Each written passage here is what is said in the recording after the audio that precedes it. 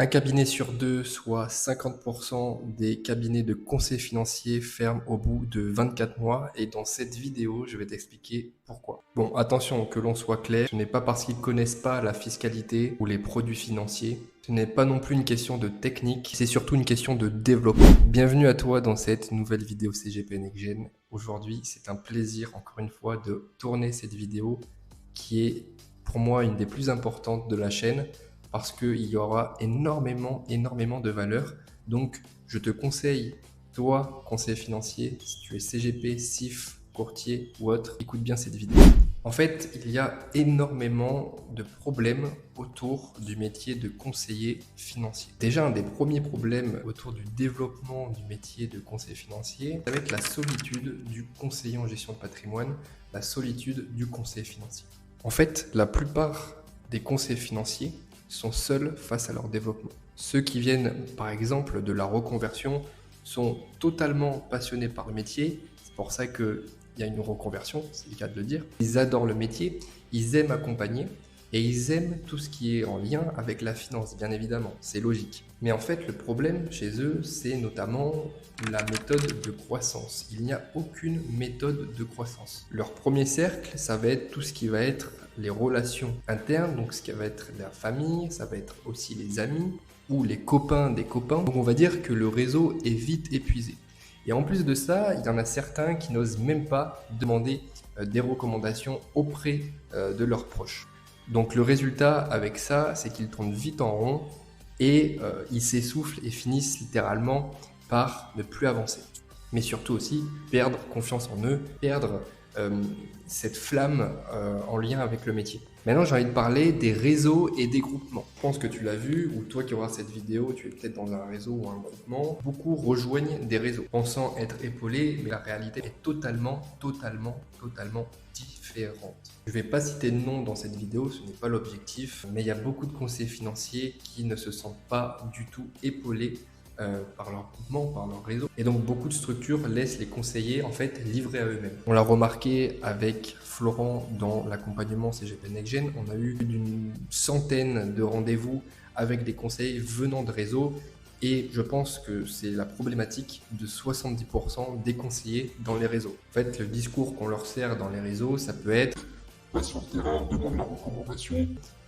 Vas-y quoi. Démarche, ça finira par payer. Mais il n'y a aucun vrai accompagnement en fait sur la partie de développement commercial. Ce n'est pas que uniquement prendre son téléphone et appeler 500 personnes. Ce n'est pas non plus uniquement demander la recommandation. Donc il y a d'autres méthodes qui sont très peu employées, on va dire, dans les méthodes de développement par les groupements et les réseaux. Ça peut être tout ce qui est en lien avec la prospection, ça peut être ce qui est en lien avec les réseaux sociaux, ça peut être en lien avec les outils digitaux, avec les systèmes d'acquisition. Et ça peut être dernièrement, parce qu'on va en parler énormément avec CGP NextGen, tout ce qui est en lien avec l'IA. Donc le résultat, ceux qui sont dans les réseaux, et peut-être toi qui es dans le réseau, c'est que tu te retrouves à faire tout seul, à faire de ton possible, sans outils, sans stratégie et sans développement de croissance. Et donc, sans résultat concret. Maintenant, j'ai envie de parler d'un troisième problème dans ce métier, ça va être des formations qui sont totalement obsolètes. Il y a beaucoup de jeunes CGP qui se lancent, et ça c'est cool, mais débutent avec des mentors. Ça, forcément, je suis OK avec ça, j'en suis un, mais c'est des mentors qui ont déjà 20-30 années d'expérience et qui transmettent des méthodes d'il y a 20 ans déjà. Ou j'abuse, mais des méthodes d'il y a 10-15 ans. Or, le marché a changé radicalement, et ça, il faut le comprendre. Les clients ne sont plus du tout passifs, ils sont déjà informés grâce aux réseaux sociaux, grâce à Google, grâce aux mails. Donc, leur rapport à l'argent est totalement différent. Ils veulent comprendre, comparer et avoir des explications claires, nettes, précises. Ils ne veulent pas juste faire confiance à un expert qu'on leur a recommandé, justement. Ils veulent vivre une expérience qui est moderne et délicate. Alors, je ne dis pas que les méthodes anciennes ne marchent pas, loin de là, mais ce qu'il faut savoir, c'est que le marché a évolué.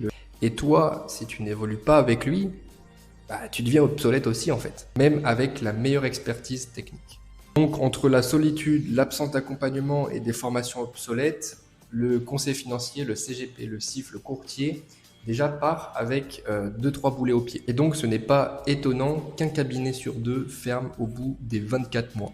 Donc maintenant, je vais te parler des 4 erreurs fatales aussi qui mènent vraiment à l'échec. Forcément, c'est des erreurs à ne pas faire et je vais toutes te les dévoiler dans l'ordre.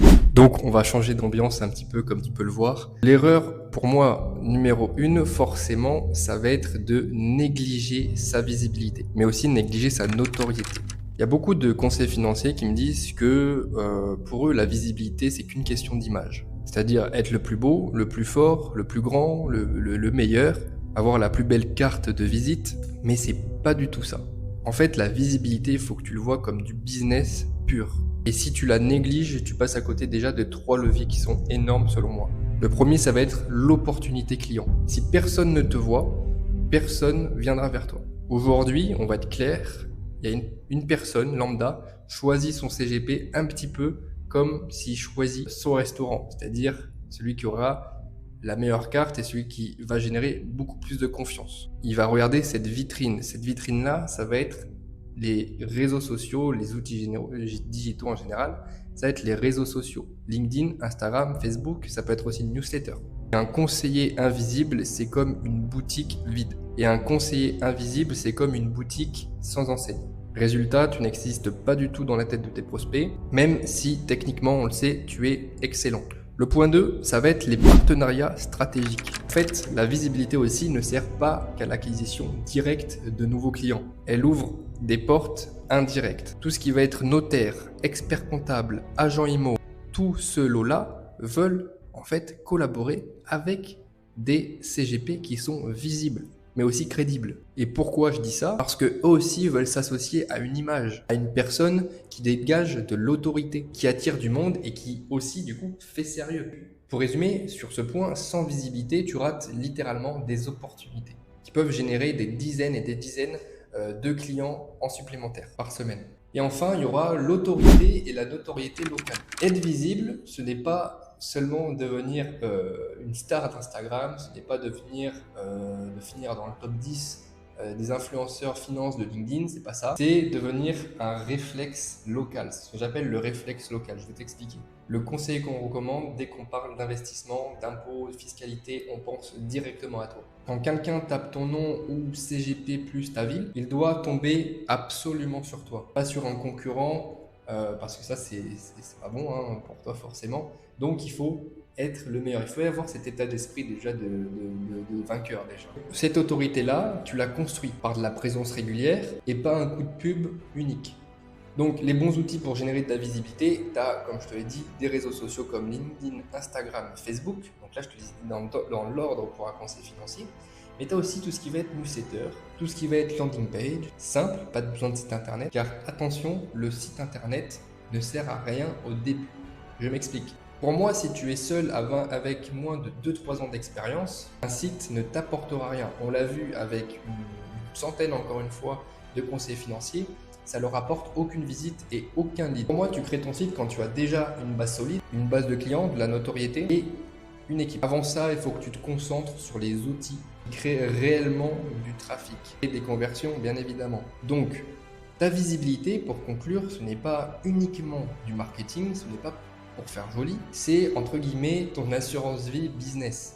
Donc ça, il faut que tu le comprennes. Tu peux le voir comme ça. Une assurance vie business. Elle génère des clients, elle génère des partenariats, de la notoriété. Et si tu la négliges, tu peux être le meilleur conseiller du monde sans que personne ne le sache. L'erreur numéro 2, selon moi, ça va être de négliger son acquisition. Autrement dit, la fameuse prospection. L'erreur la plus répandue, elle est vraiment mortelle selon moi, entre guillemets. Mais beaucoup de conseillers financiers, même toi qui regardes certainement cette vidéo, pensent que la recommandation suffit. Ou le push à oreille suffit. Ça signe 2-3 clients, ça leur entourage, puis ils attendent que ça vienne tout seul. Et la vérité est simple, c'est que sans système d'acquisition, tu n'as pas de clients réguliers, tu n'as aucun recurring. Et sans clients réguliers, ton cabinet ne tiendra jamais plus de 2 ans. Donc il y a le fameux mythe du bouche à oreille, ça on le connaît. On va pas épiloguer là-dessus parce que j'en ai assez parlé. Oui, le bouche à oreille, ça fonctionne, mais seulement si tu as déjà une base de clients qui est déjà assez solide. Quand tu démarres, ton premier cercle de réseau, enfin ton premier réseau, ça va être ton cercle proche, tes amis, ta famille, des amis, les anciens collègues aussi. Et ça se tarit très très vite quand même.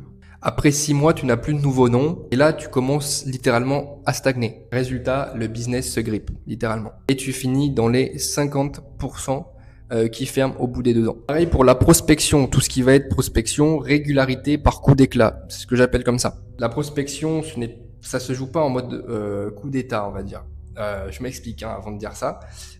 C'est pas 3 semaines puis plus rien. C'est pas du tout ça qu'il faut comprendre. C'est une routine quotidienne, même si elle est légère. Donc il y a des petites actions qu'on réserve pour les membres de CGP NextGen, mais toutes ces petites actions cumulées mènera à un flux régulier de prospects qualifiés. Sache que ceux qui survivent au bout des 2 ans ont un système forcément.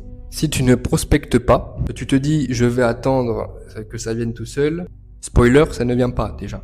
Tu te mets aussi sous pression financière, parce que ça il faut le dire aussi. Tu finis peut-être, j'ai bien dit, en fonction de tes choix, par accepter des clients non idéaux, et tu perds confiance en toi, mais aussi en ton entourage. Voilà, la prospection, ce n'est pas du tout optionnel. C'est le moteur de ton business, littéralement. Et enfin, j'ai envie de parler de l'absence de différenciation. Donc ça, c'est le point 3. Il y aura un 4e point.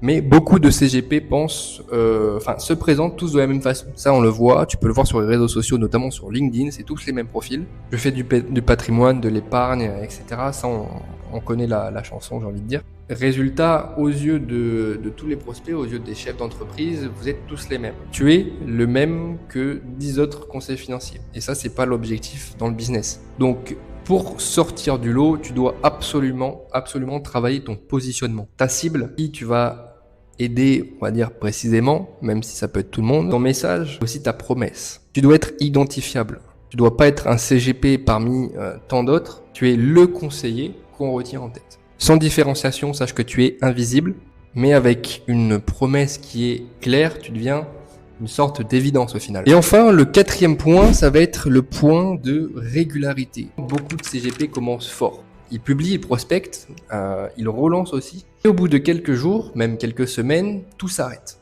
Donc le problème dans tout ça, c'est que le business, c'est pas un sprint, tu connais la chanson, hein. C'est un marathon, c'est une course de fond. C'est comme les investissements au final. Sans constance, les résultats tombent à zéro. Un post isolé ne change rien à ton activité et à ta visibilité. Une campagne de prospection qui est unique ne suffit pas non plus. Sache que c'est la régularité qui va créer la confiance, la visibilité et les rendez-vous. Donc la solution à tout ça pour survivre et surtout croître, parce que ça c'est aussi l'objectif notamment de CGP NextGen, c'est qu'on fasse croître le développement des conseils financiers. Il va te falloir un vrai système d'acquisition, donc aussi tu l'auras compris, cette fameuse prospection, une communication qui est assez moderne, qui se différencie des autres et qui colle au marché actuel, des attentes du marché actuel. Et enfin, une offre et un positionnement, on va dire, clair et différenciante. Donc ça, c'est précisément ce qu'on structure dans CGP NextGen, qui, je le rappelle, est le premier programme de développement commercial et digital du conseiller financier, CGP SIF. On t'aide à ajouter 7 000 € à ton activité de conseiller financier. Bien sûr, on l'accompagne gratuitement si tu n'as pas atteint cet objectif-là. Et CGP NextGen aussi, c'est là pour les conseillers financiers, pour plus qu'ils se sentent seuls, pour ne pas perdre 2 ans à appliquer, on va dire, des méthodes déjà dépassées ou obsolètes, et pour construire un cabinet qui va tenir dans le temps. On parle notamment des sujets d'IA, ça sera le sujet de prochaine vidéo, et ça c'est hyper important à savoir et à comprendre pour les prochaines années. Donc pour conclure, j'ai juste envie de dire que un CGP, ça ne ferme pas parce qu'il est incompétent, bien au contraire. Il ferme parce qu'il n'a pas eu de business plan et il n'a pas eu de formation, on va dire. Il n'a pas appris à développer son activité commercialement. Et ça, c'est totalement réparable. C'est pas trop tard, encore une fois. Il suffit juste d'en prendre conscience et de le faire. Donc si tu veux comprendre comment on pose ces bases solides, comme j'ai expliqué dans la vidéo, tu peux regarder les anciennes vidéos parce qu'on a fait beaucoup de vidéos au sujet du développement du conseil financier et c'est pas prêt de s'arrêter. Mais tu peux aussi prendre rendez-vous dans le lien qui est dans la biographie, dans la description de cette vidéo. On fera un rendez-vous totalement gratuit. On fera une situation actuelle de ton activité, de ton développement et on verra si on peut t'aider, oui ou non. Je te dis à très bientôt pour une nouvelle vidéo. Ciao, ciao.